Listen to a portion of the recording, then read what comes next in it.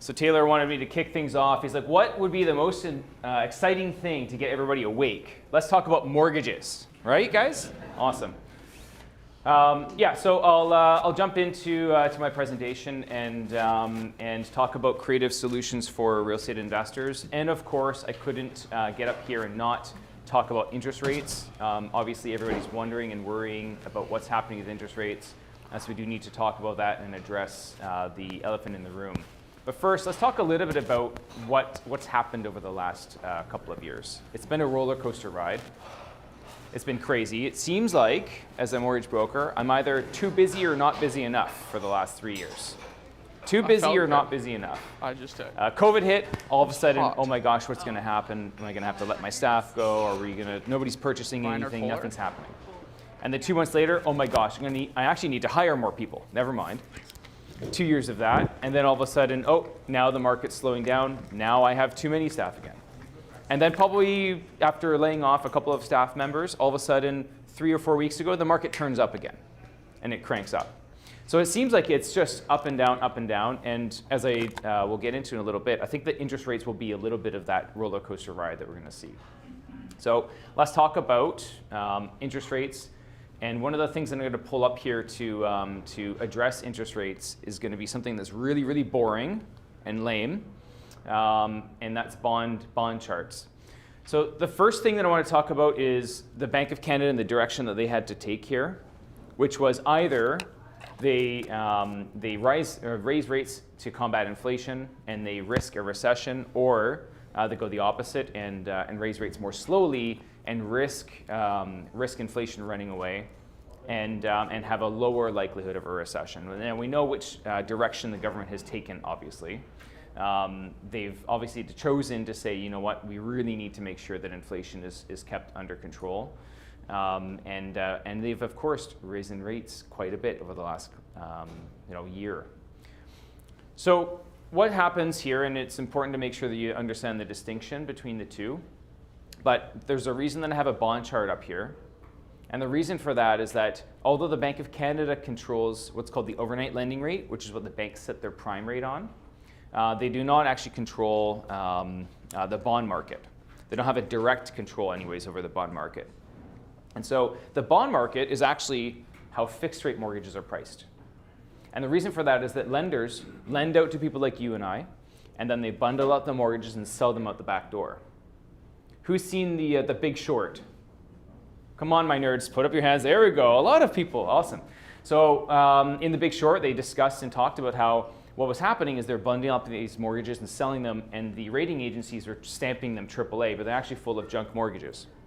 So that act of securitization still occurs, and that's actually the largest way that most major banks fund their mortgages. And so if you're an international investor, and you can buy a bond, or you can buy other similar asset classes like mortgage-backed securities or bundles of mortgages, then what ends up happening is as bond markets move up and down, so too do mortgage rates. And so this is the chart that I watch probably every day. I pull it up, see what's happening in the bond market, because this is my little seeing glass.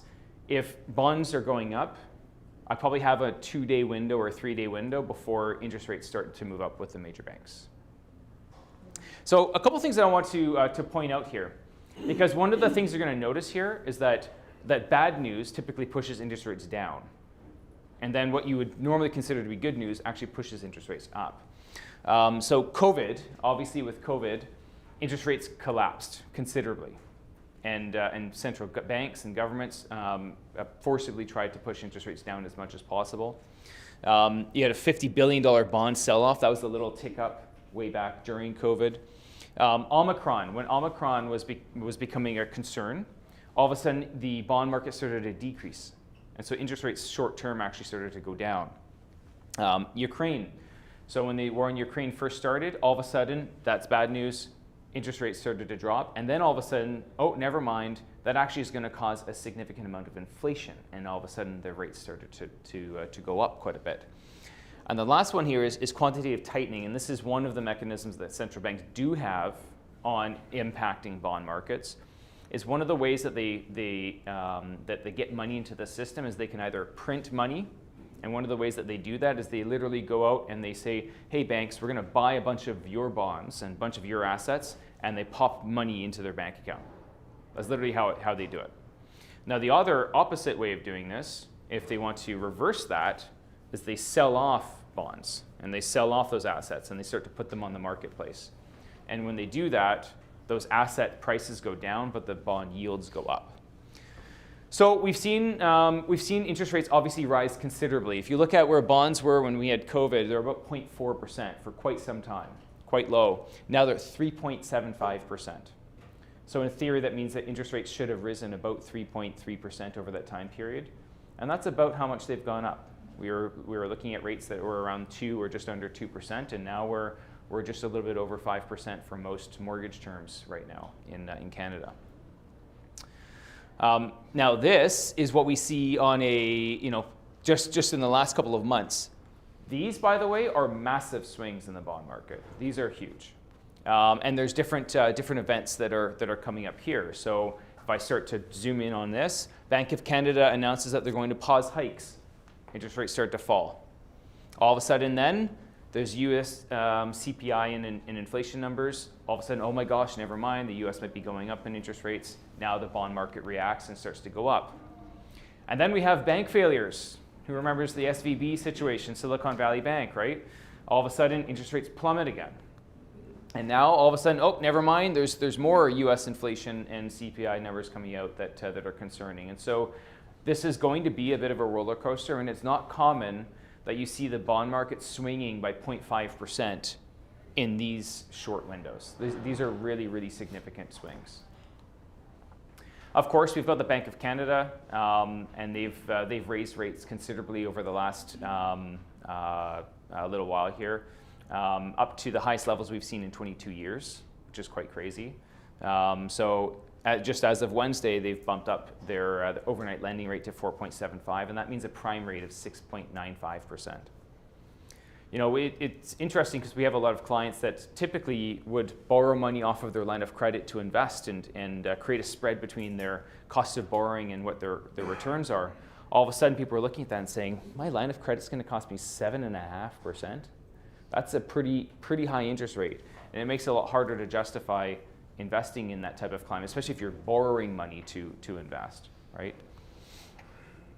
So the Bank of Canada had paused, and now all of a sudden there's a chance that they go up further this year. So Wednesday was not perhaps the only hike that is being priced into the marketplace. The question of will rates go up or go down is starting to become a little bit clearer, although 3 or 4 weeks ago, it seemed to be clear that they would likely stay flat and then start to decrease in January or a little bit later than January. And now it seems like that has completely flipped. So what I have here is there are people called overnight index swappers. Basically, high level, these people bet on what the Bank of Canada is going to do.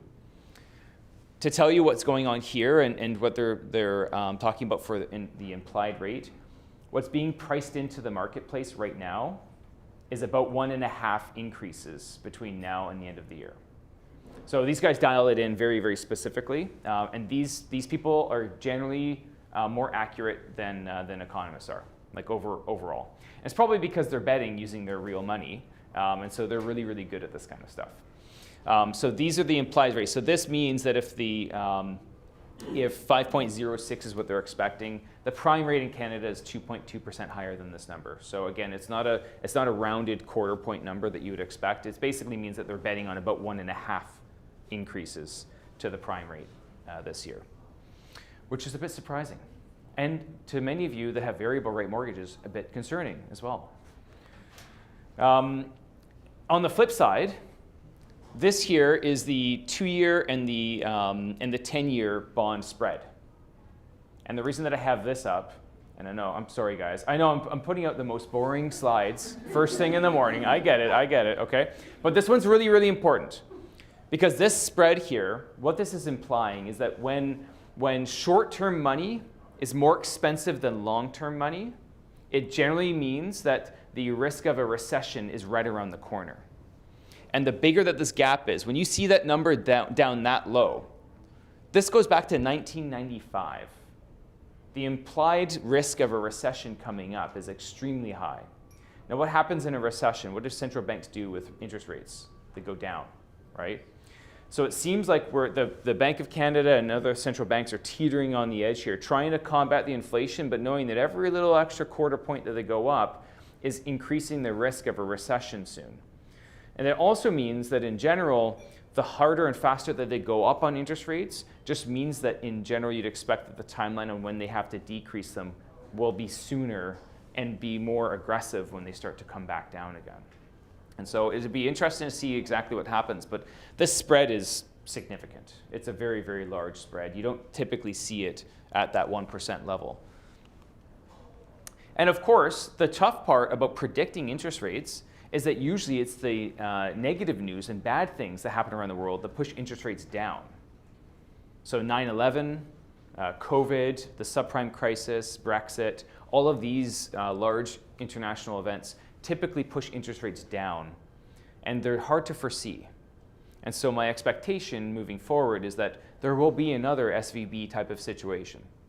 I've been hearing that, that because interest rates are rising, bank deposits are decreasing at an accelerating level. People are dipping into their savings to service their debts. And what happens when that occurs is the banks have less and less liquidity, and it becomes a liquidity crisis, and SVB was a liquidity crisis, and there probably will be more of these coming up. And this is a big concern, of course, for major governments, is ensuring that the monetary system has faith in it. And so we're really teetering on the edge here on exactly what's going to happen. But as of right now, people that are betting on what the Bank of Canada and whatnot are going to do are betting on the interest rates likely staying flat or increasing this year. 0.25%, maybe as high as a half. I would be surprised if it's a half, but I also was a bit surprised that they went up on Wednesday. So I'm out of the game on predicting interest rates after this last little while. It's been really, really challenging to know what's going on. On the flip side, fixed rates, the expectation, so people that bet on where bonds will be in the near future, bond market, are expecting it to be flat to decreasing. But just as we showed a few slides ago, it's going to be a roller coaster in between. So expect it to go up and to go down. Now, what does this mean for many of you? This information and what you take out of it, one of the things to consider is that for some borrowers, it may make sense to lock in your variable rate into a fixed rate.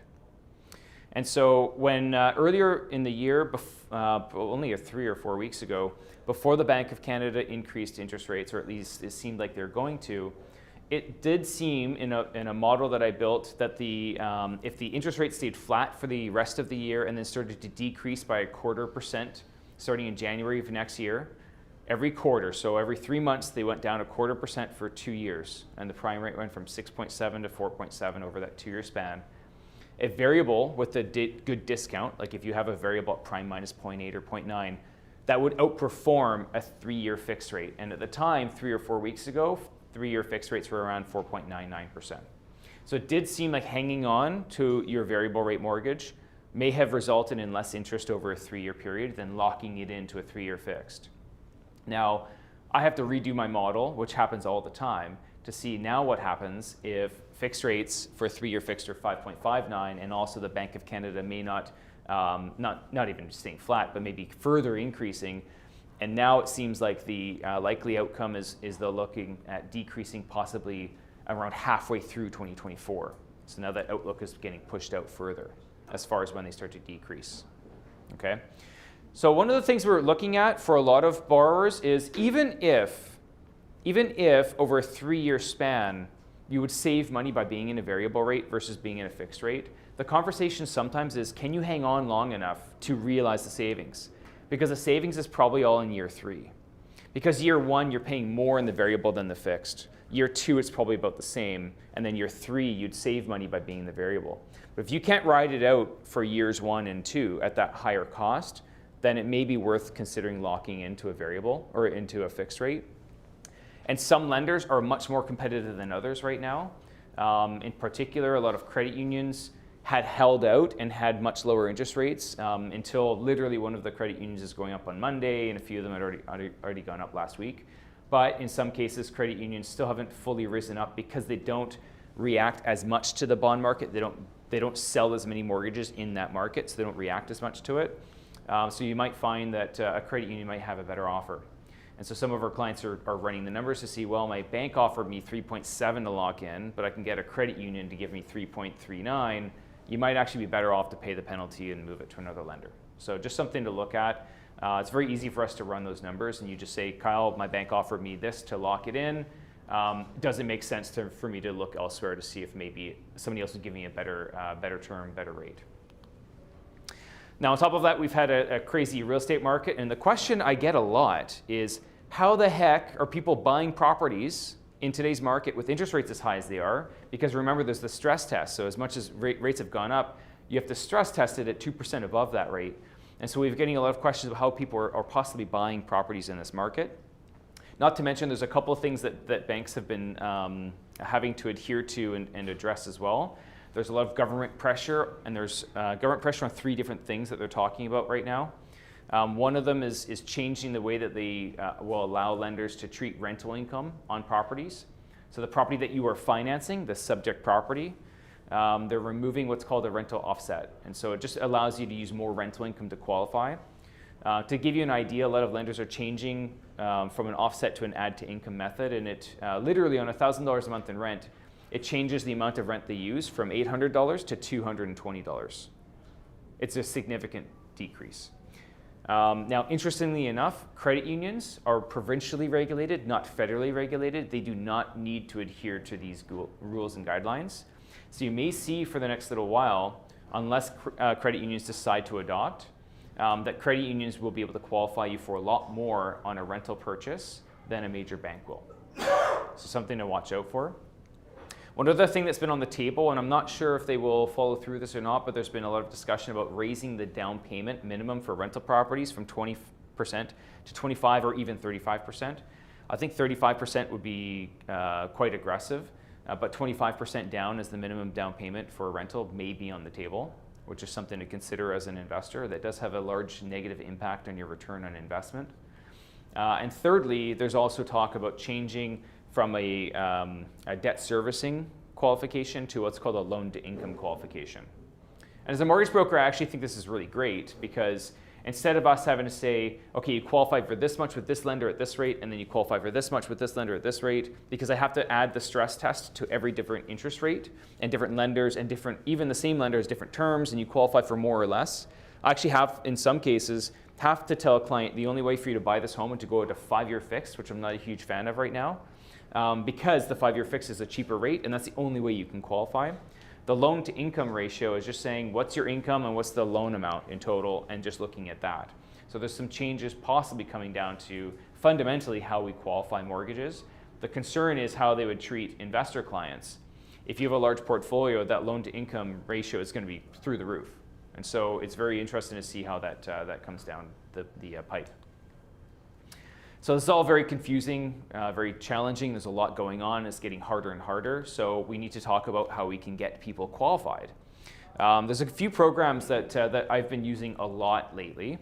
So for those that are self-employed and are incorporated, there are programs called corporate net income, where the lenders will look at your financial statements and they'll say, oh, you have surplus income in your corporation, and they'll use a percentage of that income as if it was take-home income. So if you're self-employed and incorporated and you can't get a mortgage, but your company is earning good income, but you just don't take it all home, then you may have a solution.